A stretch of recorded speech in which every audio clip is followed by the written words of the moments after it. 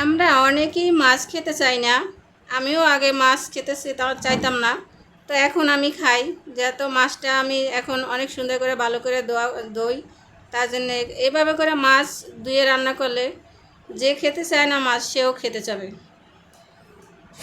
তো মাছগুলি আমি একটু লবণ আর হলুদ দিয়ে ভালোভাবে ডলে ডলে পরিষ্কার করে ধুয়ে নিয়েছি।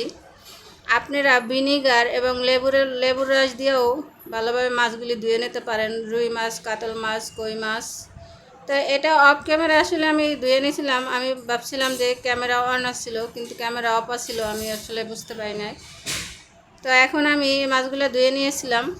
তো এখন হলুদ দিয়ে আর একটু লবণ দিয়ে আমি মাছগুলো ভেজে নেব।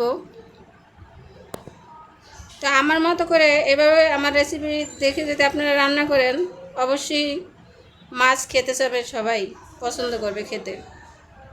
তো এখানে আমি একটা প্যান বসাইছিলাম, প্যানে আমি তেল গরম দিয়ে রাখছিলাম। তেলটা আমার গরম হয়ে গিয়েছে, এখন আমি মাছটা ভেজে নেব।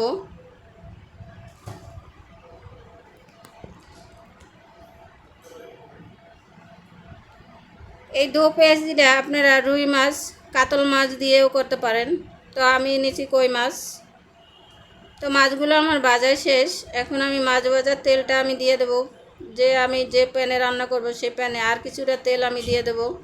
এখানে 2 পেঁয়াজি যখন বলছি, এখানে পেস্টের পরিমাণ একটু বেশি দিতে হবে। আমি এখানে 1 কাপ পেস্ট নিছি। আপনারা এখানে বাটা পেঁয়াজও ব্যবহার করতে পারেন।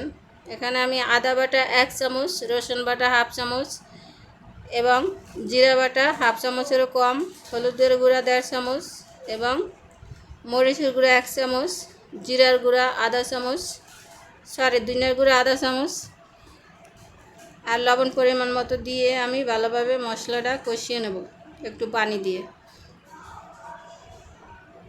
আদা রসুনের একটা কাঁচা গন্ধ থাকে, মশলাটা ভালোভাবে কষিয়ে নিতে হবে। আমি একটু একটু পানি দিয়ে আমি বারবার মশলাটা কষিয়ে নিছি।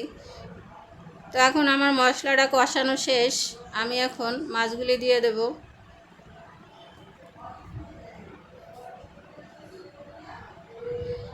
আমার এই রেসিপি ফলো করে যদি আপনারা মাছ রান্না করেন, আশা করি যে মাছ খেতে চায় না সেও মাছ খাবে।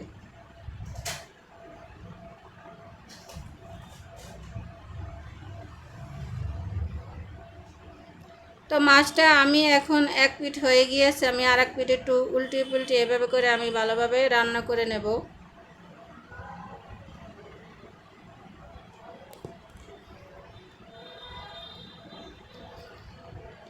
আমার ভিডিওগুলি যদি আপনাদের কাছে ভালো লাগে, লাইক কমেন্ট শেয়ার করবেন, সাবস্ক্রাইব করে পাশে থাকবেন।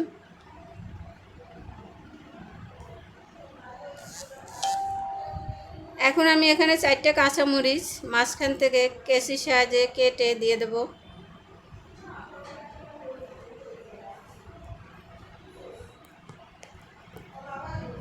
এটার ভিতরে আমি আরও একটু ঝোল দিয়ে দেবো। ঝোল দিয়ে আমি আরও কিছু সময় রান্না করব।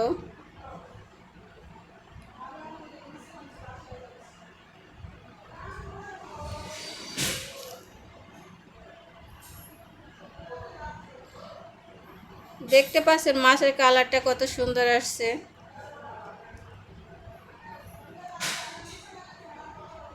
এখন আমি মাছটা আবারও একটু উল্টে পুল্টে দেব।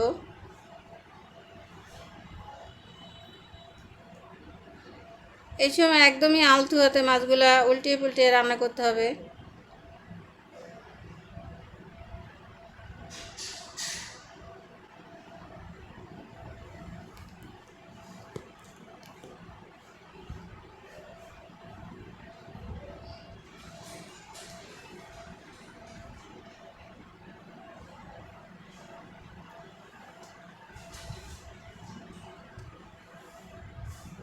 এখন এখানে আমি কিছুটা ধনিয়া পাতা কুচি দিয়ে দেব।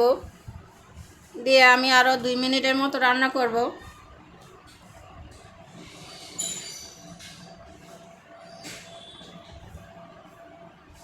আশা করি সব রেসিপির মতো আমার এই রেসিপিটাও আপনাদের কাছে ভালো লাগবে।